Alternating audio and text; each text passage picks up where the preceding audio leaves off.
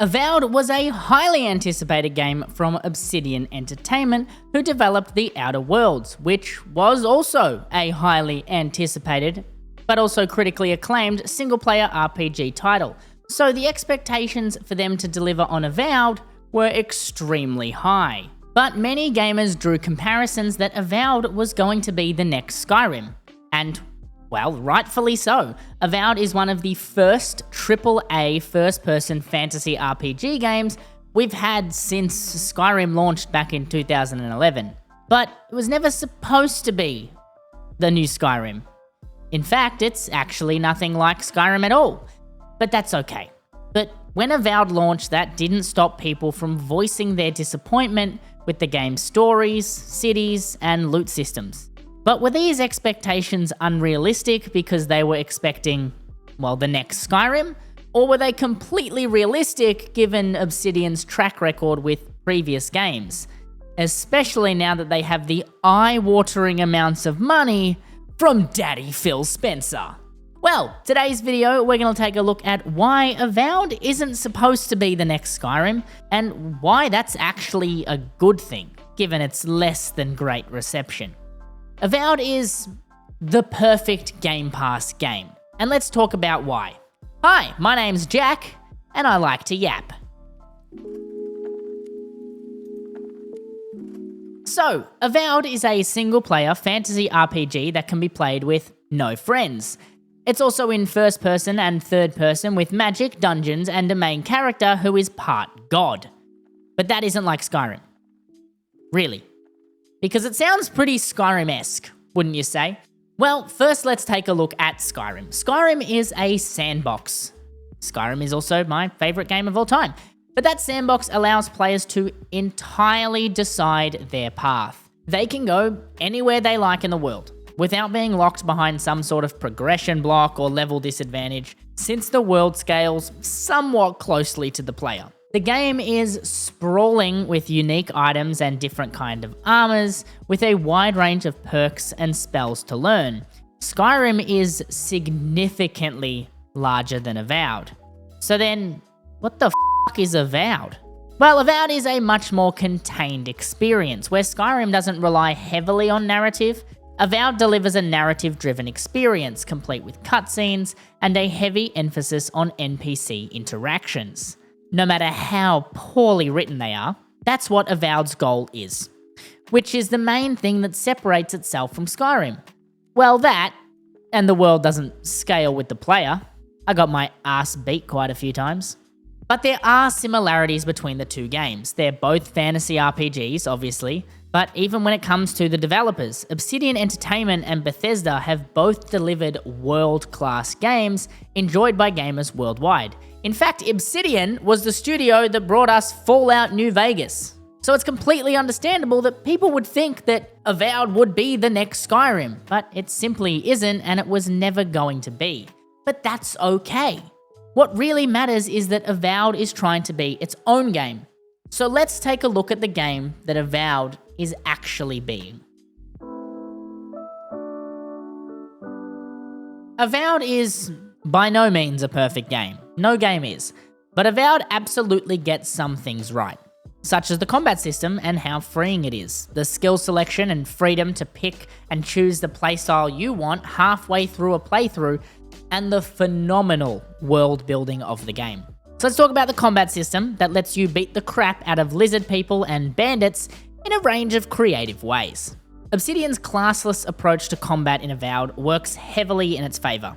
Avowed isn't the kind of game you're gonna play over and over and over, getting to playthrough number 75 where you're once again a stealth archer. Skyrim.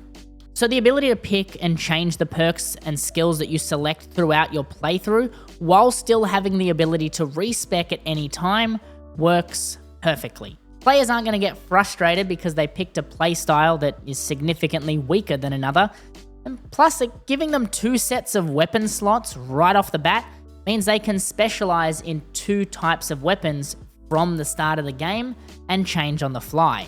That just allows them to change up the way they play if they get sick of the first way they're playing. Avowed has many different types of weapons. Sword and shield, big ass axe, Harry Potter wand on steroids, a musket. It's not a magic musket, it's just a normal musket, and more.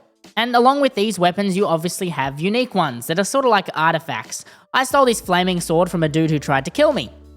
So that's kind of cool. Obviously, the weapons also have abilities that go with it, and these abilities are paired to the efficiency of your character with that weapon type. It's simply paired to your level, essentially. You don't level up a separate skill for muskets than you do with swords. You sort of just perk into that skill tree, which covers a range of different weapons. This playstyle of combat encourages us to experiment with the playstyle that you prefer, rather than playing to the meta or the strongest and most effective combination, like Skyrim's Stealth Archer. Or if they do find a cool weapon, they don't need to level up their skill tree. They just respec and put the points in that skill tree, so they can change their playstyle on the fly. As long as you have the gold, of course.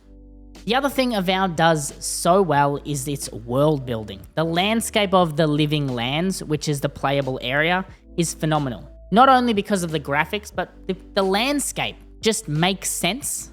You'll find yourself in a forest, and as you go deeper and deeper, you'll fight different enemies, lizard people, bears, and then you'll end up fighting giant spiders who have made a nest in the deepest, darkest corners of that forest. There are locations where nature just controls the area, and even when you arrive at the docks in the starting area, 15 minutes into the game, you're greeted with a vast landscape to explore. A massive city, a dock, and even a small slums area that's just outside the walls. The world really feels like it's been intentionally put together, and not just thrown together so the player has something to explore and quest locations make sense. I've barely scratched the surface of exploring the world, and I've played for a good 10 to 20 hours, and I'm taking my time. But no game does everything perfectly, and Avowed, it does some things pretty poorly. So let's yap about that.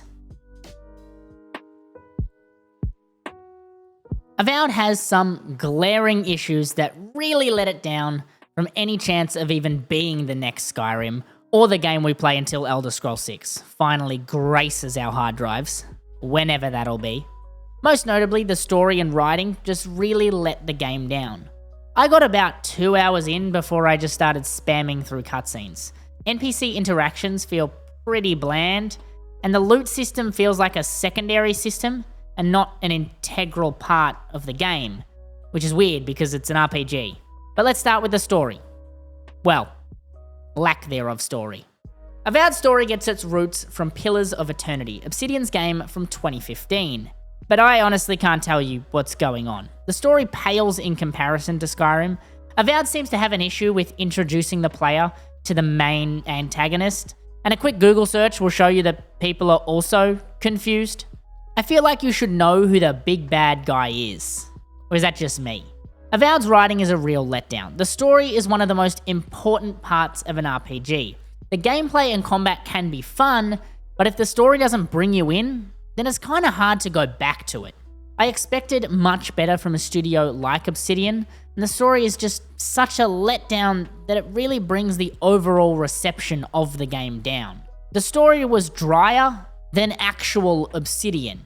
Because the main story is so poorly written, the side quests really aren't that much better. There are a few nice moments, but most of the side quests are pretty generic. Nothing like the fantasy dungeon you would expect.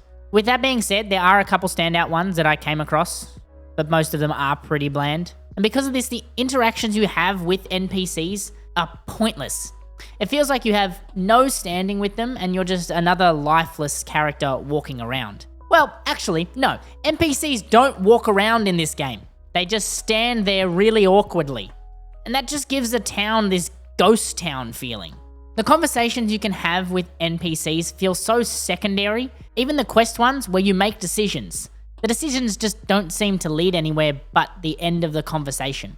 It feels like it's been preset and you're going to end up either killing them, persuading them, or intimidating them, and those two things always end up in the same. Like, it's the same ending. You either kill them or you don't. There's not much else. But don't get me started on the over-animated tongue. One of my friends pointed that out and now I can't get it out of my head. The companions that follow you around that have personalities aren't much better. You can't even talk to them while you're adventuring. You have to stop, set up a camp, and then they just stand still and talk to you. Why that's a thing, I have no idea. It completely breaks the flow of exploring the amazing world. I would love to hear my ranger dwarf's opinion on this crazy enchanted forest we just walked into. But no, I have to go and set up camp outside just to get even a word out of him. Finally, we have the loot system, which for an RPG is a pretty important part. It's like having buffalo wings without the buffalo. It's just bland. The loot system is lackluster. There seems to be a ton of loot and chests, but none of it actually seems good. It's tied to an incredibly frustrating tier system, which makes combat incredibly difficult if you are not wearing the right tier items. For reference, I fought a bunch of tier 2 enemies, common tier 2 enemies, and I got my ass handed to me because my gear wasn't tier 2. These bandits were like the 4th main quest, and I got slammed. They 3-shot me.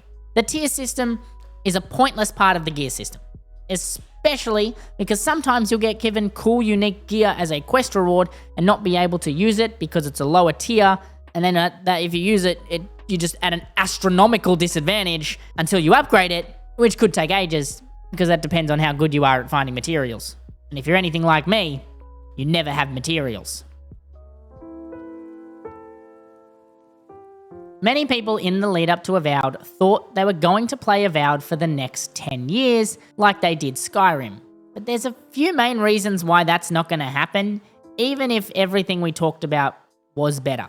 But those reasons also make it the perfect Game Pass game. Modding support is a massive factor. There's very little modding support in Avowed outside of tweaks, nothing like fully modded quests, items, NPCs, etc. that Skyrim has. So instantly, anyone expecting anything close to the modding experience of Skyrim will be disappointed. Secondly, the game's content is linear with, well, some side quests on the side. So you can smash through the game in 40 hours or 60 if you're gonna 100% it at a pretty normal speed. There's obviously the potential for DLC in Avowed, giving us new stories and new areas, but it doesn't need to be the infinite content machine that Skyrim has been for so long. Obsidian has produced a game that is made for Game Pass. People will get Game Pass for a month or two, like I did for this video, and after finish it, might discover some more games on Game Pass that they want to play with the remainder of their time, or they might even keep Game Pass. The modding support in this case isn't an issue, because Xbox and PC Game Pass games don't have modding support, so I'm not missing out on anything. I'm getting to play the game for a fraction of the price while also getting access to a bunch of other games. And for $13 a month on Game Pass, well, at least PC Game Pass, I'm not 100% sure on the Xbox price. My editor will put the Xbox price on the screen now. Avowed is an insanely good value just because it's on there. And that's why it's Game Pass Perfection, and why Avowed was never supposed to be the next Skyrim. Of course, the letdowns I highlighted aren't ideal, but Avowed is a fun game that is worth your time, unless you're a massive lore guy. Then if you're wanting to get into the story, you might as well go and read literally anything. Like, Hegel has a better story than Avowed at this point. Can Avowed survive in a world where every RPG is supposed to be some 300-hour-long epic? Yes. Avowed has its place as a fun single-player RPG to give a go. Not everyone has the time for a 300-hour epic. I know I don't anymore, I'm not in high school. With Avowed being on Game Pass, it's a high-quality AAA title they can play as part of their subscription. Because $70 or 110 Australian for this? Nah, I'm not playing that. I would buy it on sale. Avowed has its moments, and it falls short in places where you'd think it wouldn't.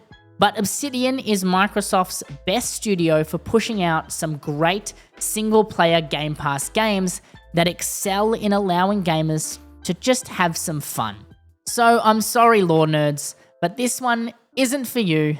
It's for the Game Pass guys who just have a bit of time on the side to play some games. Once again, a massive shout out to all the patrons who give me money. If you would also like to fill my wallet, the Patreon link can be found in the description. You also get access to the bloopers from all my recordings and early access to all my videos. Thanks for the support!